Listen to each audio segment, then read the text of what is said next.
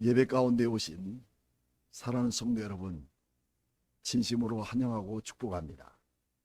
오늘 말씀은 요한일서 2장 7절로 11절 말씀을 통해서 조각나고 나뉘어진 세상, 한 가지 소망이 있다는 말씀을 갖고 우리 함께 은혜를 나누고자 합니다. 우리는 흔히 뭉치면 살고 흩어지면 죽는다는 그런 말이 있습니다. 세상은 모든 것이 서로 다른 조각으로 나뉘어서 서로 관계없이 분리되고 떨어진 채 생명을 잃어버리고 혼돈에 빠져 있는 것 분명합니다. 그것은 하나님과 사귐이 없고 파괴된 상태인 것이며, 이런 파편화된 파괴의 모습은 이 땅의 교회에서 적나라하게 나타나고 있는 것입니다. 종종 교회 안에는 신학자처럼 성경을 많이 아는 성도들, 더 나아가서는 정통신학을 꿰고 있는 것처럼 성경 공부를 능통하게 한 성도들, 이런 사람들은 많아도 목회자 같은 긍휼이 없고 사소한 문제로 형제를 미워하고 비판하기 일쑤이며 신령한 영적 체험을 했다고 주장을 하지만 사랑은 고사하고 상식마저 없는 경우를 자주 보는 곳이 바로 교회 공동체라는 것, 우리 부인할 수 없잖아요. 사랑이 없는 진리는 쉽게 폭력이 된다고 합니다. 진리가 없는 사랑은 긍휼을 꿈꾸지 못하고 무서운 사람으로 돌변하게 됩니다. 그럼에도 교회는 종종 진리를 주장하면서 사랑은 버리고 사랑을 외치면서도 진리는 무시하지 않는 이런 모습이 우리의 모습이 아닌가 합니다. 우리 본문의 3절부터 6절까지의 내용은 하나님과 사귐에 대한 계명을 순종함과 그에 따르는 온전한 사랑을 행함으로 온전해질 수 있다고 하는 말씀을 나눴다면, 오늘은 7절부터 11절까지는 하나님과 사귐 안에서 우리가 지키는 계명은 사랑의 계명이며, 우리가 그 사랑의 계명, 새 계명을 받았다는 것은 이 악한 자의 세상 안에서 참 빛이 이미 도래됐다는 사실을, 우리가 하나님의 나라가 이 세상에 들어왔다는 우주적인 선포를 하고 있는 것을 소개하고 있는 내용입니다. 그래서 우리는 7절부터 우리 11절까지 우리 한번 우리말 쉬운 성경으로 한번 읽어보도록 하겠습니다. 사랑하는 여러분, 내가 여러분에게 쓰는 것은 새 계명이 아니라 여러분이 처음부터 가지고 있던 옛 계명입니다. 그 옛 계명은 여러분이 들었던 그 말씀입니다. 내가 다시 새 계명을 쓰는 것은 이것이 그의 안에서와 우리 안에서 참되고 이미 참빛이 비치고 어두움이 지나가고 있기 때문입니다. 빛 가운데 있다고 말하면서 그의 형제를 미워하는 자는 아직까지 어두움 가운데 있는 사람입니다. 그의 형제를 사랑하는 자는 빛 가운데 거하고 그의 안에 실족하게 하는 것이 없습니다. 그의 형제를 미워하는 자는 어두움 가운데 있고 그 어두움 안에서 행하여 어디로 가든지를 알지 못합니다. 왜냐하면 어두움이 그의 눈을 멀게 하였기 때문입니다. 라고 말씀하고 있습니다. 7절에서 새 계명이 무엇인가를 말씀해 주고 있는데, 우선 7절에는 새 계명과 옛 계명을 동시에 사용하고 있는 단어를 우리는 볼 수가 있습니다.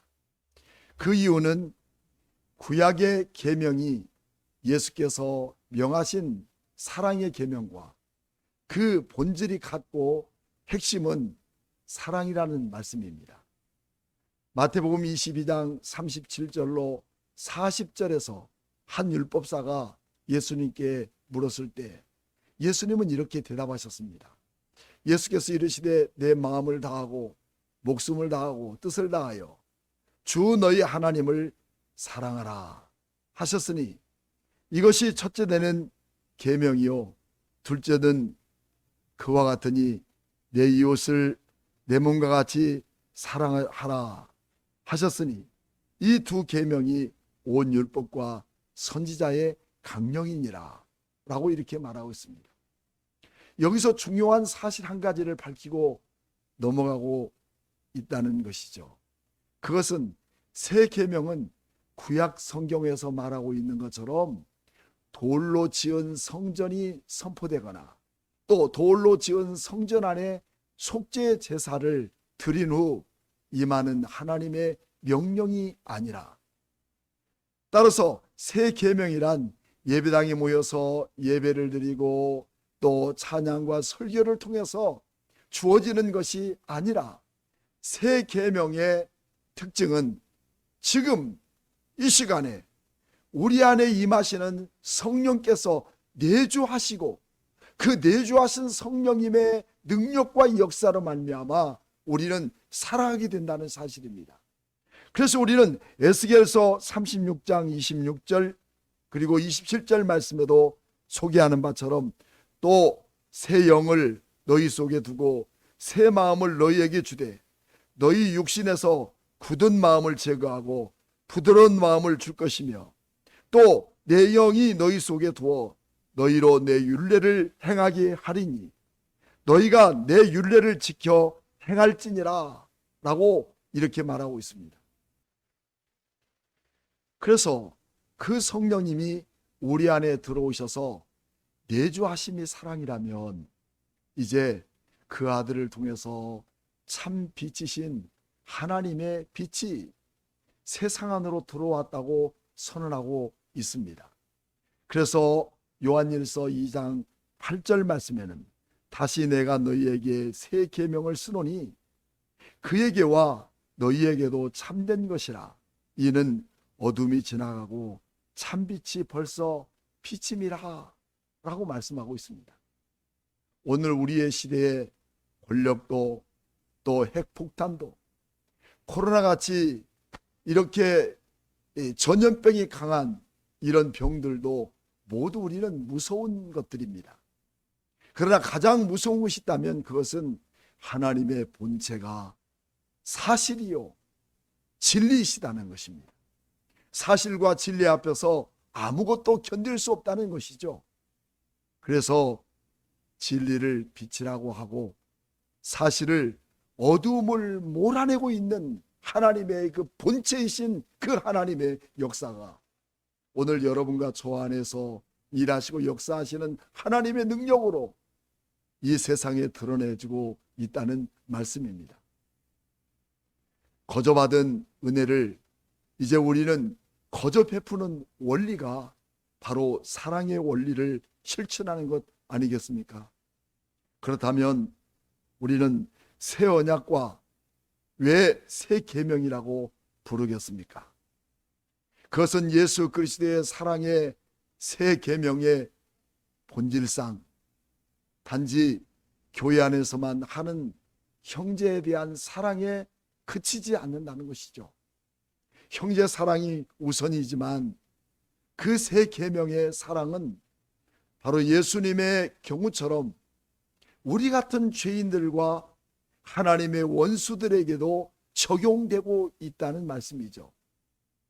더 나아가서 하나님의 자녀를 증오하고 핍박하는 세상 사람들에게까지 새 계명의 사랑은 더욱더 확장되어야 한다는 말씀입니다.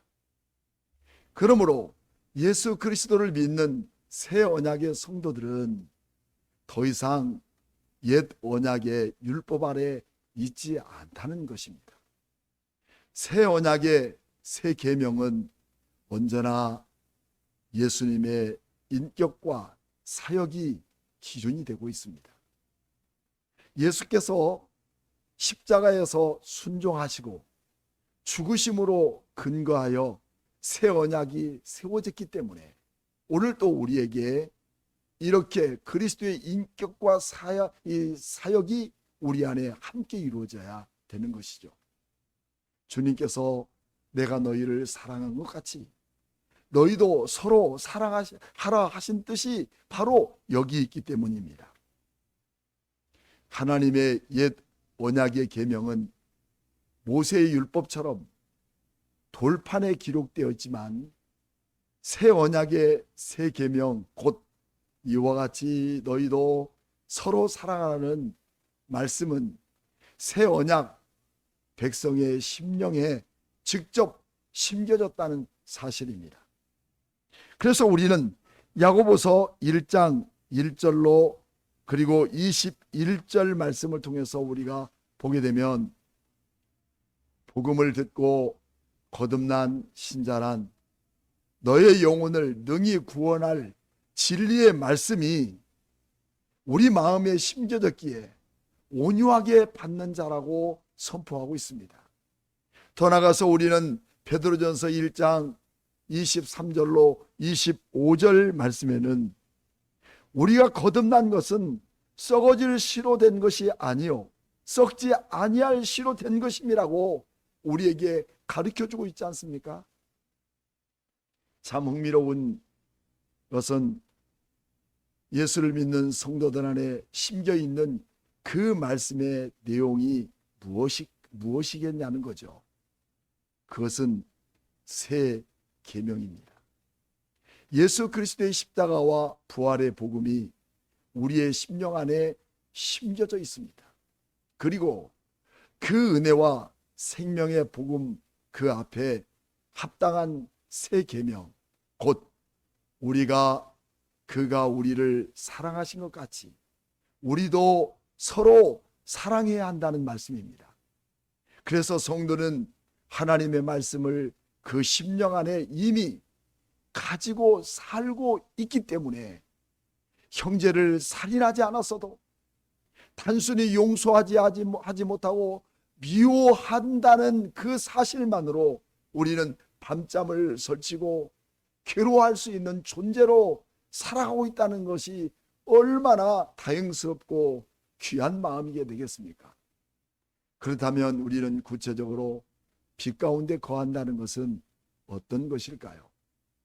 이미 참빛이 세상에 들어왔다는 것은 새 언약이 성취되었다는 뜻이며 은혜와 사랑 안에서 새 계명이 주어졌다는 뜻이 아니겠습니까? 그리고 그 계명의 내용들은 딱 하나죠. 서로 사랑하라는 명령입니다. 그러므로 빛 가운데 거한다는 것은 새 계명을 따라 서로 사랑하는 삶을 산다는 뜻이 되겠죠. 또한 참빛이 이미 세상에 들어왔다는 것은 하나님께서 세상을 이처럼 사랑하신 것처럼 그래서 그 아들을 이 땅에 보내셨다는 뜻을 우리는 요한복음에서 밝혀주고 있습니다. 그러므로 아무리 교회 안에서 직분이 높고 신학을 공부하고 기도하다가 직통계시를 받았다고 해도 그런 신앙적 주장이 액면 그대로 우리는 믿어서는 안 된다는 것이죠. 말 잘하는 말쟁이, 공부했다고 하는 사람들의 어떤 지식을 전달하는 그 자체가 복음이 아니라 그런 말을 우리는 믿기 전에 우리가 확인해야 할 것이 하나 있죠. 그것은 그가 믿음의 형제들에게 사기치지 않고 교회 앞에서 사랑의 덫을 세우는지 더 나아가서 하나님을 믿지 않는 이웃 앞에서 선한 행실과 그리고 은혜를 끼치며 사랑의 덕을 세웠는지를 확증하라는 것입니다. 만일 그렇지 못한다면 그런 주장하는 자는 아직도 새 언약의 백성이 아니요 하나님의 사귐 속에 있지 않는 자요 아직도 이 세상의 어둠 가운데 사는 자라는 뜻입니다. 물론 우리는 그런 자가 실제로는 하나님께 속한 자녀이지만 아직까지도 잠시 세상의 어두운 가운데 거할 수 있다는 사실입니다. 그만큼 우리는 형제사랑, 더 나아가선 이웃사랑, 성도의 영적인 실체를 확증하는 결정적 기준으로 서로 사랑하고 있느냐는 것을 결론 짓고 있는 내용입니다. 오늘 당신에게 이런 사랑, 이웃사랑이 없다면 궁극적으로 당신의 구원받았다는 그런 사실이 없다는 셈이 되겠습니다. 당신은 신앙 고백으로만 우리는 확인할 길이 없기 때문입니다. 사랑은 보이지 않는 우리의 영적 본질이며 이 세상 속에서 어두움 가운데 예수님을 따라갈 수 있는 가장 확실한 길, 바로 그 길이라는 것이죠. 물론 하나님을 믿지 않아도 사랑을 따라 살면 그것으로 하나님께 이르는 길이 되느냐 하는 것은 우리는 절대 불가능하다는 사실입니다. 10절 말씀에도 어둠 속에서도 길을 찾게 하는 이 사랑의 능력에 대해서 잘 말씀해 주고 있습니다. 빛 가운데 거한다는 것, 이것은 방법들에서 여러 가지 원인이 있고 여러 가지 방법이 있습니다. 말씀을 묵상하거나 성경 공부를 하는 것, 이런 모든 것들은 빛 가운데 거하는 삶의 방법이 되겠죠. 예배 중에 또 기도 중에 믿음으로 하나님의 얼굴을 구하는 것도 빛 가운데 사는 것의 방법의 일환입니다. 하나님의 얼굴에서 나오는 거룩하고 영광스러운 빛을 믿는 자의 심령을 하나님이 채워주고 있기 때문입니다.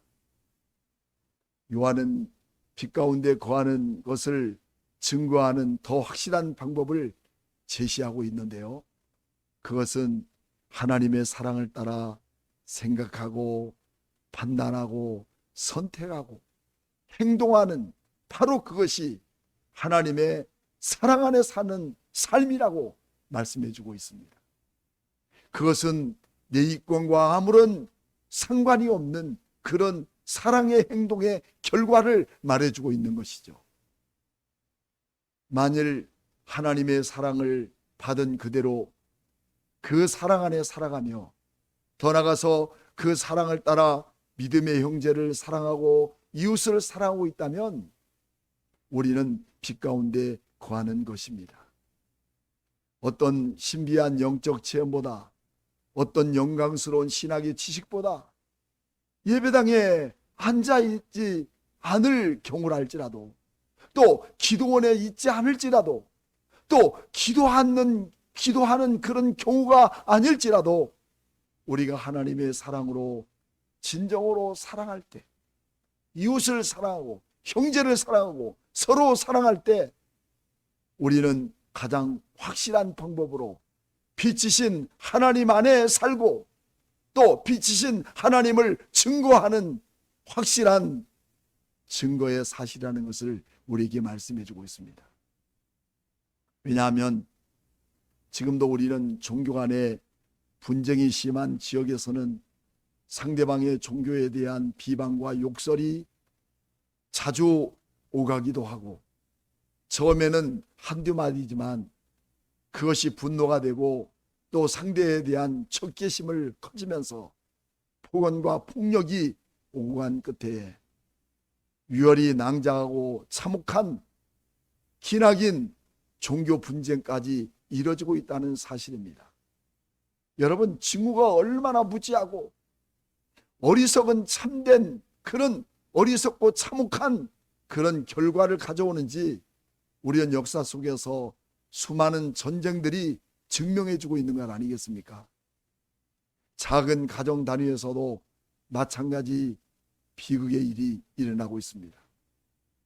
친척 간의 사소한 말다툼이 그 안에 쌓였던 미움의 감정에 방아쇠를 당기게 되고 결국은 참혹한 사건의 사고로 우리는 수없는 극단적 선택과 그리고 뉴스에 오르내리는 일들이 매년 우리는 명절 때마다 이루어지고 있는 것 아니겠습니까? 사랑이나 증오는 사랑의 인식에도 지대한 영향을 미치는 사실을 우리는 기억해야 합니다. 하지만 많이 배우지 못하고 또 많이 공부하지 못했을지라도 사랑이 많은 어머니들은 누구보다도 자식들을 지혜롭게 가르치고 지혜롭게 키우고 지혜롭게 인도한다는 사실이죠. 청소년기에 학원에 살다시피 하면서 매일 경쟁에 짓눌려 많은 사람들에게 앞에서 공부를 했다지만 그런 학생들은 정말 자신의 인생과 사회를 위해서 있어야 할 것들을 충분히 알았다는 보장이 여러분 있을까요? 없는 것입니다. 믿음의 형제나 이웃을 증오함이 마치 어둠 속에서 아무것도 볼 수 없는 것처럼 우리의 영적 그리고 도덕적 인식력이 마비시켜버리고 있다는 것이죠. 상대적으로 부모로부터 충분한 사랑을 받고 형제와 친구들의 건강한 사랑 안에서 성장한 청소년들이 오히려 자신과 이웃을 위해 반드시 알아야 하는 지식을 따라 행동하는 경우들이 많다는 사실을 우리는 이 모든 하나님 안에 주어진 이 신앙 안에서 확인할 수 있는 원리이기도 합니다. 사랑하는 성도 여러분, 사랑에 산다는 것은 곧 빛 가운데 사는 것입니다. 그래서 하나님의 사랑을 경험하는 그런 사람들이 가장 많은 사랑을 하고 사랑을 나타내며 사랑의 최고봉으로 살아가는 사람들입니다. 이것이 참된 그리스도인이며 그 외에는 그리스도인이 아니라는 사실입니다. 오늘 귀한 성도 여러분, 여러분들이 가장 가까운 이웃 그리고 가장 가깝게 호흡하고 있는 사람들에게 어떻게 참 빛 되신 예수 그리스도를 나타내며 그 빛이신 예수 그리스도의 사랑을 전달하는 전달자로 삽니까? 오늘 이 믿음 안에서 진정한 사랑의 사도로서 사랑의 사명감을 갖고 우리의 말보다 우리의 지식보다 우리의 어떤 방법보다 더 중요한 것은 사랑으로 사는 아름다운 믿음의 최고봉들이 오늘 여러분 안에 주어지기를 주님의 이름으로 축복합니다. 기도하겠습니다. 하나님 아버지 감사합니다. 어려운 이 시대 그리고 캄캄하고 조각나고 찢어져 버린 이 시대 속에서 진정으로 한 가지의 소망은 예수 그리스도께서 나를 위하여 십자가에 죽으신 것은 하나님의 지극한 사랑이 담겨 있는 결정판이었습니다. 오늘 이것을 우리로 하여금 세상 가운데 나타내는 참된 빛된 성도들의 삶을 통하여 세상은 변화되고 조각난 것은 하나로 묶여져서 이 세상이 복음의 능력 가운데 하나님의 사랑 안에 울타리가 되어지는 세상이 그리고 가정이 되게 하여 주옵소서. 살아계신 예수님의 이름으로 기도하옵나이다. 아멘.